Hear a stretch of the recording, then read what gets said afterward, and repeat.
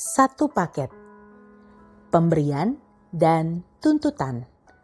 Kamu mau? Renungan diinspirasi dari kitab Injil Lukas bab 12 ayat 39 sampai dengan 48. Namun ketahuilah ini, jika tuan rumah tahu pukul berapa pencuri akan datang, ia tidak akan membiarkan rumahnya dibongkar. Hendaklah kamu juga siap sedia karena Anak Manusia datang pada saat yang tidak kamu duga. Kata Petrus, "Tuhan, kepada kamikah engkau tujukan perumpamaan itu atau kepada semua orang juga?" Jawab Tuhan, "Jadi siapakah pengurus rumah yang setia dan bijaksana yang akan diangkat oleh tuannya menjadi kepala atas semua hambanya untuk memberikan mereka jatah makanan pada waktunya? Berbahagialah hamba yang didapati tuannya melakukan tugasnya itu ketika tuannya itu datang. Sesungguhnya aku berkata kepadamu, tuannya itu akan memberi dia wewenang atas segala miliknya. Namun apabila hamba itu berkata di dalam hatinya, tuanku tidak datang-datang, lalu ia mulai memukul hamba-hamba laki-laki dan hamba-hamba perempuan dan makan minum dan mabuk, maka tuan hamba itu akan datang pada hari yang tidak disangkanya dan pada saat yang tidak diketahuinya, dan akan memenggal dia dan membuat dia senasib dengan orang-orang yang tidak setia. Adapun hamba yang tahu akan kehendak tuannya, tetapi yang tidak mengadakan persiapan atau tidak berbuat sesuai dengan kehendak tuannya, ia akan menerima banyak pukulan.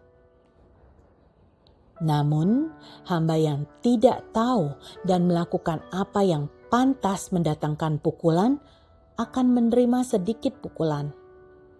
Setiap orang yang kepadanya banyak diberi akan banyak dituntut dari dirinya. Dan kepada siapa yang banyak dipercayakan akan lebih banyak lagi dituntut dari dirinya. Demikianlah sabda Tuhan. Terpujilah Kristus. Seiring membaiknya relasiku dengan Tuhan, aku mulai menyadari kalau setiap waktu hidupku ini adalah atas kebaikan Tuhan. Ketika aku semakin mensyukuri hidupku, semakin pula Tuhan tambahkan berkat di dalam kehidupanku lewat keluarga, pekerjaan, pelayanan, dan teman-teman serta komunitasku. Berkat atau pemberian Tuhan memang gratis. Tidak meminta tumbal jiwa manusia seperti halnya pemberian dari roh jahat melalui dukun. Tetapi bukan berarti pemberiannya itu tanpa tuntutan sebagai konsekuensinya. Seperti firman-Nya dalam Lukas 12 ayat 48b ini. Setiap orang yang kepadanya banyak diberi akan banyak dituntut dari dirinya. Dan kepada siapa yang banyak dipercayakan akan lebih banyak lagi dituntut dari dirinya. Apakah tuntutannya itu? Aku merasa tidak ada yang tersembunyi dari Tuhan. Ketika berhadapan dengan suatu masalah yang membuat aku sakit hati atau marah, ada pikiran jahat yang muncul. Sebagai orang yang memperoleh ajaran baik Tuhan Yesus, tentulah kusembunyikan rapat-rapat hanya dalam pikiranku saja. Namun tiba-tiba Tuhan datang membongkarnya. Setiap lipatan hatiku Tuhan tahu. Aku jadi malu untuk merencanakan yang jahat. Walaupun kuakui masih sering terlintas di dalam otak manusiaku ini. Siapa yang suka sih diperlakukan orang dengan semena-mena yang menurutku tidak adil bagiku?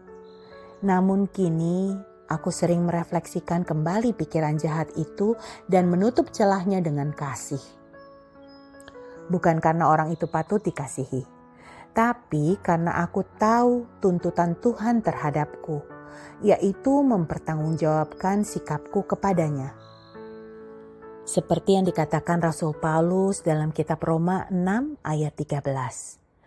Janganlah menyerahkan anggota-anggota tubuhmu kepada dosa untuk menjadi senjata kelaliman. Tetapi serahkanlah dirimu kepada Allah sebagai orang-orang yang dahulu mati tetapi sekarang hidup. Serahkanlah anggota-anggota tubuhmu kepada Allah untuk menjadi senjata kebenaran. Duh, Tuhan yang begitu baik padaku. Aku ingin tetap menyenangkan hatimu. Aku tidak mau semena-mena terhadap kebaikanmu. Jadi, kalau mau diberi dan dipercayakan Tuhan atas banyak hal dalam kehidupan ini, haruslah tahu menjaga sikap. Sepaket dengan besarnya pemberiannya adalah besarnya tuntutan yang diminta. Marilah berdoa. Tuhan, terima kasih Engkau kembali mengingatkanku bahwa janganlah dosa berkuasa di dalam tubuhku. Jangan sampai aku pakai tubuhku ini untuk melakukan keinginan jahat. Pakailah tubuhku ini, ya Tuanku, Tuhan Yesus Kristus yang bersatu dengan Bapa dan Roh Kudus, menjadi sarana kasih karunia-Mu saja. Amin. Dalam nama Bapa dan Putra dan Roh Kudus. Amin.